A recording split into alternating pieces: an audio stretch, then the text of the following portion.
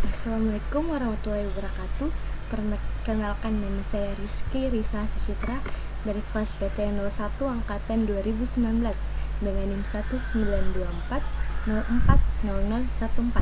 Baik, di sini saya akan menjelaskan tentang psikologi pendidikan bagian ke-6, yaitu diagnosis kesulitan belajar atau DKB. Nah, bagian pertama yang akan kita bahas yaitu kedudukan diagnosis kesulitan belajar dalam belajar. Kesulitan belajar yang dialami individu atau siswa yang belajar dapat diidentifikasi melalui faktor-faktor yang mempengaruhi proses dan hasil belajar. Ketidakberhasilan dalam proses belajar mengajar untuk mencapai suatu ketuntasan materi tidak dapat dilihat hanya pada satu faktor saja, tetapi banyak faktor yang terlibat dan mempengaruhi dalam proses belajar mengajar. Faktor yang dapat dipersoalkan adalah misalnya yang pertama, siswa yang belajar. Yang kedua itu jenis kesulitan yang dihadapi dan kegiatan-kegiatan dalam proses belajar.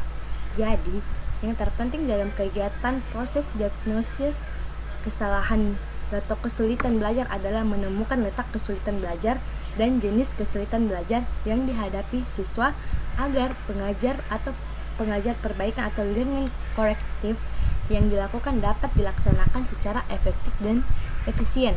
Yang kedua yaitu pengertian kesulitan belajar.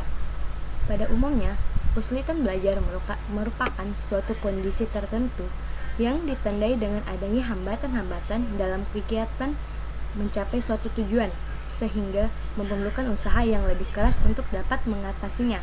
Kesulitan belajar dapat diartikan sebagai suatu kondisi dalam proses belajar mengajar yang ditandai dengan adanya hambatan-hambatan tertentu untuk mencapai belajar yang optimal.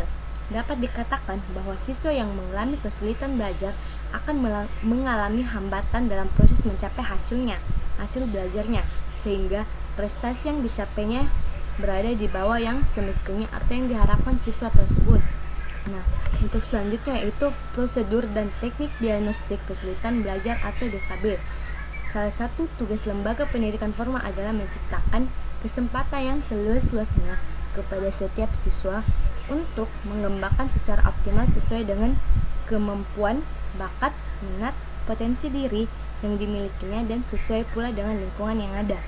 Untuk mengetahui potensi seorang siswa dapat dilihat dari prestasi sebelumnya dengan melakukan observasi atau akan lebih teliti bila digunakan tes psikologis, misalnya lewat tes intelijensi atau tes bakat.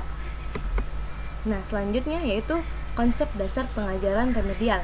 Nah, pengajaran remedial yaitu suatu proses kegiatan pelaksanaan program belajar mengajar khusus bersifat individual diberikan kepada siswa yang mengalami kesulitan belajar yang bersifat mengoreksi atau menyembuhkan siswa yang mengalami gangguan belajar tersebut sehingga dapat mengikuti proses belajar secara klasikal kembali untuk mencapai prestasi optimal atau prestasi yang diinginkan siswa tersebut. Terus remedial yang dilakukan guru untuk mengetahui ada tidaknya perubahan pada diri siswa perlu dilakukan evaluasi kembali. Tidak semesta-mesta hanya remedial saja, tetapi dia tidak mengevaluasikan atau menilai lagi kembali. Nah, selanjutnya itu prosedur pengajaran remedial. Dalam pelaksanaannya, pengajaran remedial mengikuti prosedur sebagai berikut. Yang pertama, yaitu penelahan kembali kasus. Nah, di sini guru menelaah kembali secara lebih dalam tentang siswa yang akan diberi bantuan atau remedial. Nah, yang langkah kedua yaitu alternatif tindakan. Alternatif tindakan yaitu pilihan tindakan bagi kasus yang mendapatkan kesulitan di dalam belajar. Maka bisa langsung melakukan remedial. Nah, langkah ketiga yaitu evaluasi pengajaran remedial. Pada akhir pengajaran remedial perlu dikatakan atau dilakukan evaluasi seberapa pengajar remedial tersebut meningkatkan prestasi belajar siswa yang remedial. Tujuannya untuk mencapai tingkat keberhasilan 75% menguasai pelajaran yang diberikan oleh guru. Nah, yang selanjutnya itu pendekatan dan metode pengajaran remedial. Ada 3 pendekatan pengajaran remedial. Yang pertama itu pendekatan pencegahan atau preventive approach, yaitu sebelum proses belajar mengajar dimulai, guru seharusnya berusaha dengan berbagai cara untuk mengetahui kondisi awal para siswa yang akan diajar dan memprediksi beberapa siswa yang mungkin akan mengalami kesulitan. Nah, yang kedua yaitu pendekatan penyembuhan atau curative approach. Nah, pendekatan ini diberikan terhadap siswa yang nyata-nyatanya telah mengalami kesulitan dalam mengikuti proses belajar mengajar. Gejala prestasi belajarnya rendah dibanding dengan kriteria yang diinginkan. Misalnya, 75% penguasaan bahan. Nah, dari 75% yang diberikan yang harus dilakukan siswa cuma 25% yang dia kuasai. Nah, untuk yang ketiga itu pendekatan perkembangan atau developmental approach. Nah, guru dituntut senantiasa mengikuti perkembangan secara sistematis.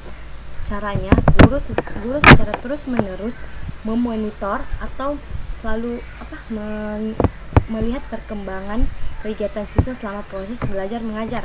Setiap memenuhi hambatan segera dipecahkan bersama siswa secara terus-menerus.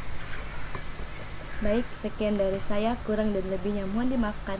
Assalamualaikum warahmatullahi wabarakatuh.